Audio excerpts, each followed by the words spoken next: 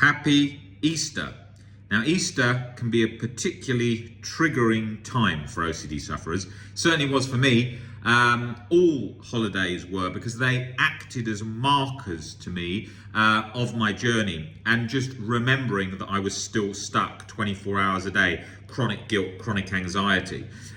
Different holidays were different. Like Halloween never felt particularly triggering, maybe because it's a holiday that just falls on one day without much big holidays either side of it, and it's a holiday that's, it's not, I don't know, it just doesn't hit the same as Easter and Christmas. Easter as well is only a few months after Christmas, so you're already thinking, shit, I need to have my new year on track so I'm not stuck forever and ever with OCD. And then what happens is you get to Easter and then you think, shit, I am still stuck. When am I ever going to be unstuck? And it used to be like that for me when I used to go to the barber shop. I used to go to the barber shop, I used to look in the mirror, and I used to go, oh, okay, let me have a look at how my hair is after that haircut. And then I would look in the mirror and then I would think to myself, hold on, you look very tired, you look very pale, you are still stuck 24/7 with chronic guilt and anxiety. This is the same situation every time you come in here. When is this going to change? And then it just dawned on me, like, I'm stuck. This is the way it is for now, and maybe I never get out of this. And that used to be a very sort of disheartening thing. I used to be very frustrated by that because I used to think, this is never going to end, this is never going to change. And of course it feels like that when you haven't got the tools for recovery. Of course it feels very much like that because you've got nothing to get better with. And that marker that you're having today when you're still stuck, you want to think to yourself, right, what can I do to put in the work, the persistence, the practice to really make things different next Easter, next Christmas? People, even with the tools, sleep on that. They don't put in the work. They don't pick up the books to read. They don't come in for sessions. They come to a couple, then they feel a little bit better, and then they coast. I see it all the time. It's the nature in my work to wake people up to when they're coasting and when they're stuck and make change happen, because otherwise it doesn't happen. Otherwise they stay stuck in that chronic anxiety loop. And that chronic guilt, it feels like simmering away in cortisol soup 24/7. It certainly did for me. That's what it felt like. And I couldn't see how that state would ever go. I didn't even know that underneath that there was something going on. It was actually my beliefs that were catastrophizing that cycle over and over again in that chronic guilt and anxiety cycle. So I had to get into those. Those were the culprit. I had to look at exactly what was going on there and make changes. Most humans don't even make changes with their life. They get into a routine that doesn't ever provide enough room to grow. They get up, they have breakfast, they do a few things with the kids, then they go to work, then they come back, a few things with the kids, watch Netflix, bed. There's no room for growth and for going towards goals if that's not in line with your goals, right? If that's your goals, that's fine because the goals have been met. But usually what happens is there is no other direction, right? You've got to think, how am I going to force this life that I want? How am I going to force it? Most people don't. They scroll, they like the idea of it. It's like people who walk down the street and they see a nice car go by and they think that's a nice car, maybe one day. If they want that nice car, they've got to think of a way to make that happen. And I'm not talking about in relation just to career and financial goals. I'm talking all life goals, fitness, family, mental health, physical health, education, charity work, anything that your goal is. You are going to have to force it. You're going to have to make it happen.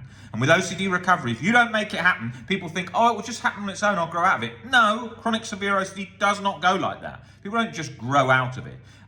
You're going to have to make this change. If you want your life to not be a life that's 24/7 chronic anxiety and guilt waxing and waning. People often say to me, oh, I'm all right this week, I'm not too bad. Yeah, I know that in a few weeks it's going to come back bad because that's the nature of it. Unless they've put in the work to bring back default baseline inner peace, then they're not riding those peaks and troughs, ups and downs of the OCD roller coaster, emotional roller coaster 24/7, where they're like clinging on to the good days. Oh, I had a good day the other day. I had a really bad day. You don't need to be like that.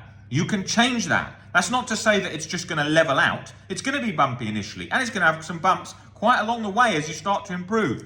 but then you can restore inner peace once again. But it's going to take persistence, practice, and time. And if you don't really think about making it happen, really going for it, it doesn't happen. Most people get into habits of comfort. Most people get into habits of things they've done before that aren't leading to goals. You've got to literally cut that out. You've got to say, right, how am I going to make this happen? What's the most important thing? Right, first of all is improving knowledge. I've got to improve my knowledge. That's going to involve reading. That is a must. I've got to get that reading done every day. Right, where's the time for that? Allocate the time. Do that. Then you've got to think, right, I've got to break down my beliefs. Allocate the time for that. Exposures, allocate time. It's always going to feel like, oh, next week can I do my difficult exposure or whatever? Of course, but you're still going to feel difficult next week. And then you'll say, can I keep putting the session back till I get round to it because I don't want to say I haven't done it. You have got to allocate doing it now because it's always going to be hard. Okay? It's like, how many people are gonna want to do something that's very uncomfortable? How many people are going to want to do something scary? They're not. But when you get through it, those are the most life-changing moments of your whole life. So really give it your best. Go for it. You've only got one life, and it's over in a blink of an eye. There's no excuses. If you want your life to change, have compassion for yourself. You have compassion even if you do coast and you do make mistakes. Of course, you have compassion for yourself. You accept yourself. But at the same time, you really, really, really relentlessly persist to get the job done so that you give yourself that better future. It is waiting for you. It's there.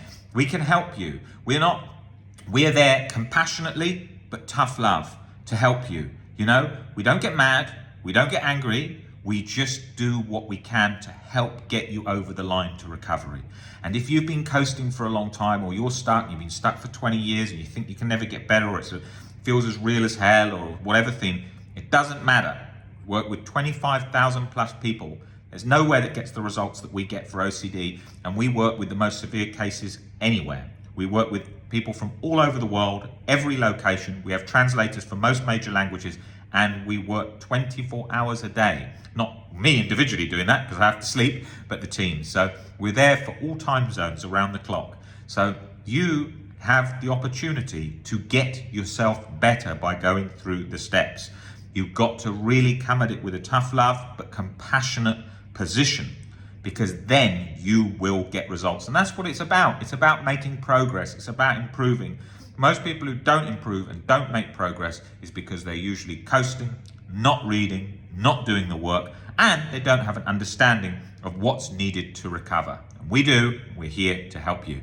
So if you'd like help, email phil@ocdrecovery.com and we will get back to you today.